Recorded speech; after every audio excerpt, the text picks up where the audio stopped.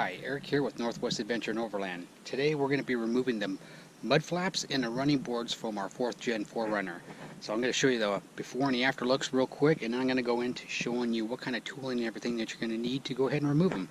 So here is our before look. So right here is what we look like with your running board on. Now my 4Runner has a 2-inch Old Man Emu lift on it to kind of give you an idea of what it looks like here before. And my main reason for removing the running boards is I'm getting some sag on the back corners, and on the passenger side where I've already removed the running board, you'll be able to see why I'm getting sag from off-roading stuff. I've hit them a couple times up underneath and it's weakened the mounting brackets, and I really don't care for them anyway, so we're gonna go ahead and pull them off. And I'm getting ready to replace my wheels and tires and go to something a lot larger, because these are way too small and not practical for what we use it for.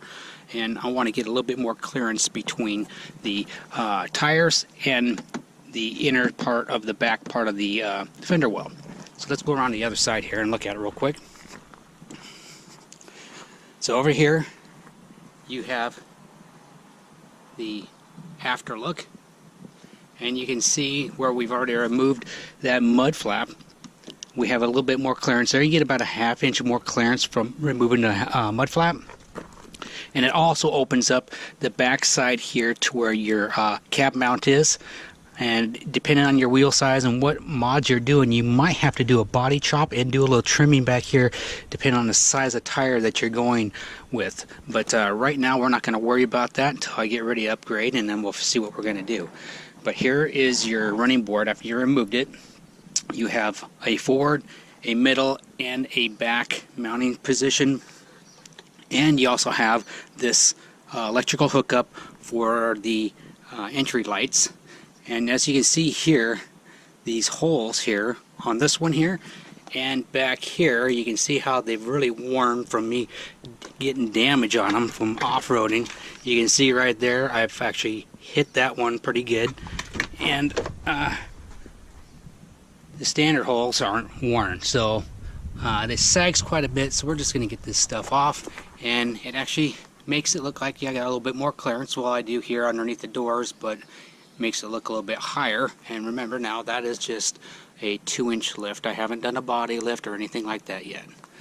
Alright, so we'll go over here to the other side and I'll show you the tooling that we'll be using.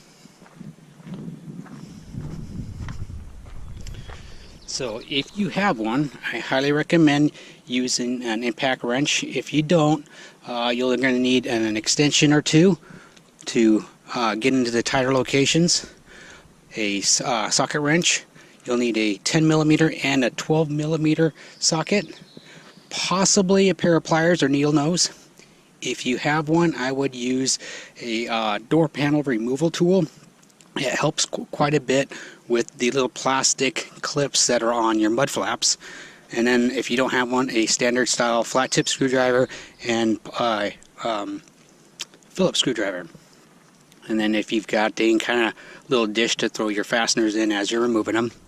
And then I highly recommend safety glasses, so when you're up underneath, you're going to have a lot of stuff coming down in your face and in your eyes, so you don't want to get anything in there. And that's basically what you need. So I'll go up underneath here real quick, and I will show you where all your mounts are from underneath. Okay, so here we are back up underneath of the vehicle. So this here is the center mount, and as you can see here, this is your electrical piece. You're going to have to pop with a screwdriver or something, help pop yourself this little mount piece off of the back side of that, and then you can disconnect it. You can cut the wire, wrap it in electrical tape, whatever you want. I'm gonna wrap mine electrical tape and kind of leave it sitting back here for a while, because I might find a use that I can hook into this wire. If not, then I'll just go ahead and remove it permanently. But you'll have 2 fasteners up underneath on each side, so you're going to remove the 6 fasteners, your electrical piece, and then this thing is just going to come on out. Okay, so for your mud flaps, you're going to have 4 fasteners. You're going to have, they're 10mm with a Phillips head on them, so you can either use a Phillips screwdriver or the 10mm socket. So you're going to have 3 here, 2 here, and 1 back right here, and then there's 1 more that's tucked up back behind the mud flap. and it's kind of up underneath the corner of your running board. It's a lot easier if you remove your running board before you take off the mud flap, because you'll get it off and then you'll find out that you can't get up underneath there to that thing. So take off your running board first, then go for your mud flaps. Then you've got these 3 plastic insert plugs where you're going to need your flat tip screwdriver, possibly a pair of pliers to help you get it off, or your door panel removal. Now these things kind of get old and brittle, so they do break. You don't have to throw them back in unless you're wanting to put your mud flaps back on, then you might have to go down to the auto parts store and pick up some new plugs.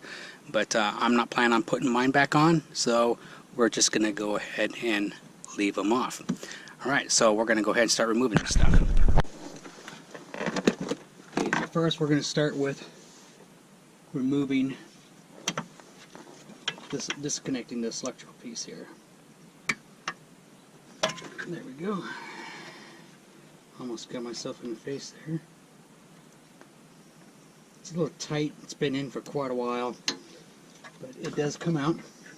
And make sure you got your safety glasses on, because there's a lot of stuff falling down on my face as I'm doing this.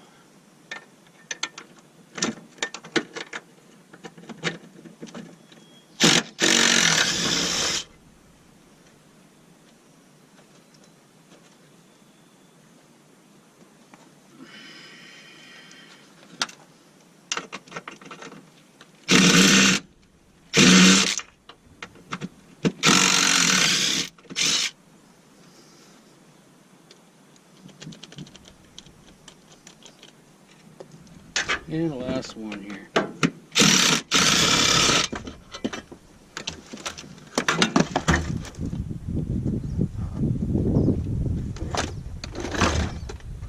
There we are. Go ahead and we're going to remove the mud flap.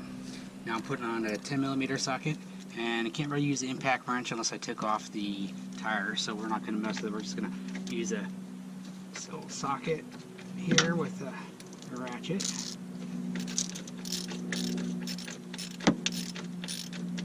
It'll only take a second or two. I want to make sure we save these and reinstall them afterwards, because the mud flap, the fender flare is going to be loose down here in the bottom afterwards, so this will re-secure it. And of course there's that one up on the back side. Now that we can get to that. There we are. Okay, so now we want to go ahead and we want to remove these little flaps here, the little plastic plugs. They're supposed to just pop on out, but they actually are real brittle and they pop and break real easily. So I did do that one on purpose, by the way. Just so you know, I'm not planning on reinstalling them. There we go. But to get them to come back off, you want to get up underneath, kind of get a little loose. But sometimes a pair of pliers gripping on it a little bit and rolling on it back and forth will help loosen it up. But they're pretty old and brittle, so I don't know how well they'll come off. I have a few extras if I need to that I can install if I want to put them back in. But that's where this tool here comes in. I can slide it up underneath, and it still might break anyway. But as you see right there, it pops it right out, which is kind of nice. Saves it if you plan on reusing them at all. I always save one or two if I need them for backup and later on. And this tool here, you can get any of your auto parts stores up. I just broke that one, so we're not gonna worry about it. We'll just pop it right off.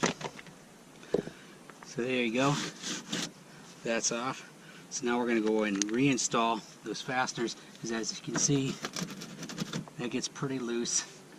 These will secure it back up inside. There we are. All done, all set. I'm Eric, this is Northwest Adventure Overland. Thank you for watching. Please like and subscribe.